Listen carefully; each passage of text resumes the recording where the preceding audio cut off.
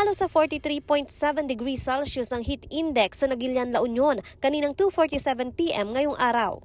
Base ito sa Weather Monitoring System device ng La Union Provincial Disaster Risk Reduction and Management Office.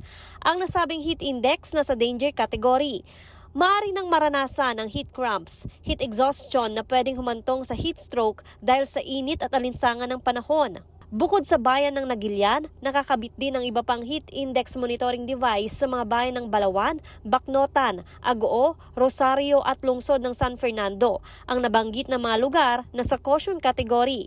Heat index monitoring natin, ma'am, which is meron tayo yung mga lumalabas na result, ma'am, na medyo nakaka-alarma kasi medyo mataas din siya. Kaya kaya sinasabihan din natin yung mga kaprobinsyanihan natin, ma'am, na maintain yung hydration nila.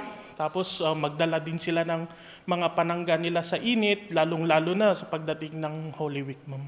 Nakadepende ang classification ng heat index sa may tatalang temperatura na may kakibat din na banta sa kalusugan mula sa caution hanggang extreme danger category. Una na rin nakapagtala noon ang bayan ng Bacnotan ng Danger Category Heat Index.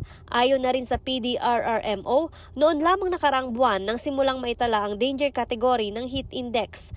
Ngayong Abril, aasahan din umano ang peak season ng tag-init, kaya lalong pinag-iingat ang publiko na bantayan ang kanilang kalusugan. Ramdam din umano ni Rod ang init ng panahon, kaya nagdadala siya palagi ng inuming tubig. Kinukonsidera rin niya ang oras ng pagtitinda.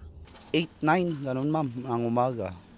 Titinda sa SLC, sa school, ganun ma'am. Pag mainit, kailangan ng tubig. Ganun. Joan Punsoy, Balitang Solid North.